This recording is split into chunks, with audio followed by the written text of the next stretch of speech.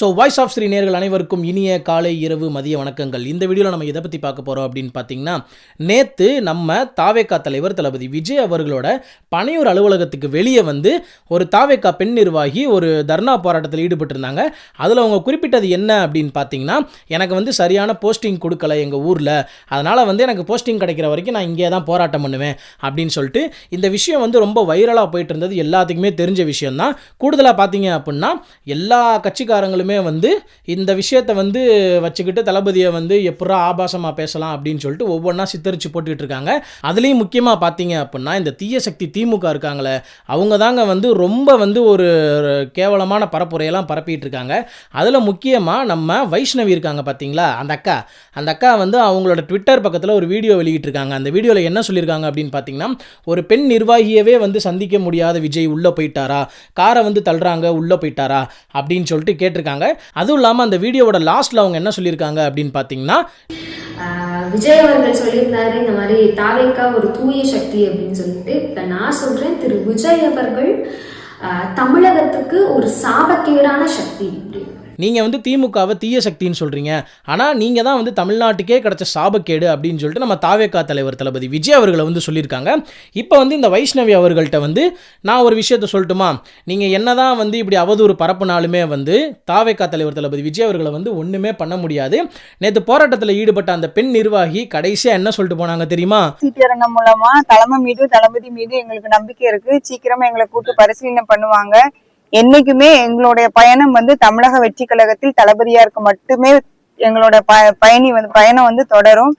எங்களோட உயிருள்ள கடைசி நொடி வரைக்கும் எங்களுடைய தமிழக வெற்றி கழகத்திற்காகவும் எங்கள் தளபதிக்காகவும் எங்களுடைய இறுதி மூச்சு வரை நாங்கள் பயணிப்போம். நன்றி.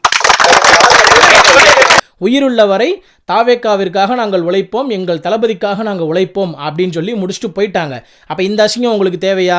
சீன் முடிகிறதுக்குள்ளே இதுக்கு தான் சீன் போடக்கூடாது அப்படின்னு சொல்லிட்டு சொல்லணும். சரி, இப்போ நான் உங்கள்கிட்ட ஒரு விஷயத்தை கேட்குறேன், நீங்கள் அதுக்கு உங்களால் பதில் இருந்தால் சொல்லுங்கள். இத்தனை நாளாக பார்த்தீங்க அப்படின்னா தூய்மை பணியாளர்கள் போராட்டம் ஈடுபட்டு இருந்தாங்க, அதுக்கெலாம் நீங்கள் வந்து கவனிக்கலை. அத்தனை பேரை நைட்டு 2 மணிக்கெலாம் வந்து அரெஸ்ட் பண்ணிட்டு போனாங்க. அதுக்கு நீங்கள் வந்து என்னப்பா முதல்வர் இப்படி இருக்காருன்னு சொல்லிட்டு நீங்கள் எதுவுமே பேசலை. அதெல்லாம் உங்கள் கண்ணுக்கு தெரியலை. அதுவும் இல்லாமல் நம்ம செவிலியர்கள் எல்லாருமே வந்து போராட்டம் பண்ணிக்கிட்டு இருந்தாங்க, அவங்களோட கோரிக்கைகளை நிறைவேற்ற சொல்லி. இன்னொன்று தெரிஞ்சுக்கணும், செவிலியர்கள் இல்லை அப்படின்னா பேஷண்ட்டோட நிலைமை என்ன அப்படின்னு சொல்லிட்டு கண்டிப்பாக எல்லாத்துக்குமே தெரிஞ்சிருக்கும். அப்படிப்பட்ட ஒரு துறையில் இருக்கவங்களுக்கு வந்து நீங்கள் கோரிக்கையை நிறைவேற்றாமல் இன்னும் அப்படியே வச்சுக்கிட்டு இருக்கீங்க. அதுக்கும் அந்த மா சுப்பிரமணியன் அவர்கள் என்ன சொல்கிறார் அப்படின்னு பார்த்தீங்கன்னா, நாங்கள் வாக்குறுதிகள் கொடுத்துட்டா நிறைவேற்றி ஆகணுமா அப்படின்னு சொல்லிட்டு ரொம்ப அதிகாரமாக பதில் சொல்கிறாரு. இதெல்லாம் வந்து இந்த வைஷ்ணவி கண்ணுக்கு தெரியலை. ஆனால் நேற்று ஒரு பெண்மணி வந்து உட்காந்து போராடிட்டாங்க, அது மட்டும் உங்களுக்கு தெரியுது. அப்படி தானே தமிழ்நாட்டில் எவ்வளவோ பிரச்சனைகள் நடந்துக்கிட்டு இருக்கு. அந்த பிரச்சனைகளுக்கெல்லாம் குரல் கொடுக்கறதுக்கு வரமாட்டார் நம்ம சிஎம் ஸ்டாலின் அவர்கள், வரமாட்டார் உதயநிதி ஸ்டாலின், வரமாட்டார். எப்படா விஜய் அவர் மாட்டுவார், எப்படா விஜய் அவரை பற்றி ஏதாச்சும் ஒரு பேச்சு வரும் அப்படின்னு சொல்லிட்டு தான் அவங்க கட்சியில் இருக்க எல்லாருமே வெயிட் பண்ணிட்டு இருக்கீங்களா? புரியல எங்களுக்கு. இதுலேயும் முக்கியமாக அந்த வீடியோவில் வந்து என்ன சொல்கிறாங்க அப்படின்னு பார்த்தீங்கன்னா, ஒரு பெண் வந்து தன்னோட மரியாதையை இழக்கக்கூடாது, எப்படி இருக்கணுமோ அப்படி இருக்கணும் அப்படின்னு சொல்லிட்டு சொல்கிறீங்க.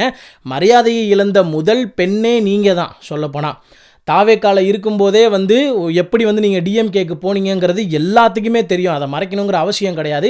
அப்படிப்பட்ட நீங்கள் இந்த இடத்துல உட்காந்துக்கிட்டு தாவேக்கா தலைவர் தளபதி விஜய் அவர்களை பேசுவது மிகவும் கண்டனத்திற்குரிய விஷயம். அப்புறம் டிஎம்கேல இருக்க எல்லாத்துக்குமே ஒரு சின்ன விஷயம் சொல்லிக்கிறேன், என்னதான் வந்து டிவிகே டிஎம்கே அப்படின்னு போனாலும் நம்ம வந்து எதிரி தான். இந்த மாதிரி வைஷ்ணவிங்கிற துரோகியெல்லாம் கூட வச்சுக்கிட்டீங்க அப்படின்னா நாளைக்கு உங்கள் கட்சியுமே வந்து எந்த நேரத்தில் ஆப்படிச்சுட்டு வேறு கட்சிக்கு போவாங்கன்னு தெரியாது. இன்றைக்கி வந்து தலைவர் ஸ்டாலின், துணைத் தலைவர் உதயநிதி ஸ்டாலின்னு சொன்ன இதே வைஷ்ணவியோட வாய் நாளைக்கு வேற கட்சிக்கு போறப்ப இவங்க தான் தமிழ்நாட்டோட சாபக்கேடுன்னு சொன்னாலும் சொல்லுவாங்க. என்ன என்ன என்ன என்ன அண்ணே, இவன் வேண்டாம்னு. எதுக்கு? இவன் நம்ம வீட்டுக்கு வேண்டவே வேண்டாம். இவனை உள்ள நுழைய விட்ட நம்ம பல பேரை இழக்க வேண்டியிருக்கு. ஜாக்கிரதை. அதனால் வந்து இந்த வைஷ்ணவியை அறவே தவிர்த்துட்டீங்க அப்படின்னா டிஎம்கே கட்சிக்கு மட்டும் இல்லை, எல்லா கட்சிக்குமே நல்லது. எதிரிக்கு எதிரி கூட இருந்துடலாம், துரோகி இருக்கக்கூடாது, அதை புரிஞ்சுக்கோங்க. அடுத்த வாரம் அடுத்த நல்ல கண்டென்ட் கிடைக்கிற வரைக்கும் உங்களிடமிருந்து விடைபெறுவது voice of Sri Surya. Bye by.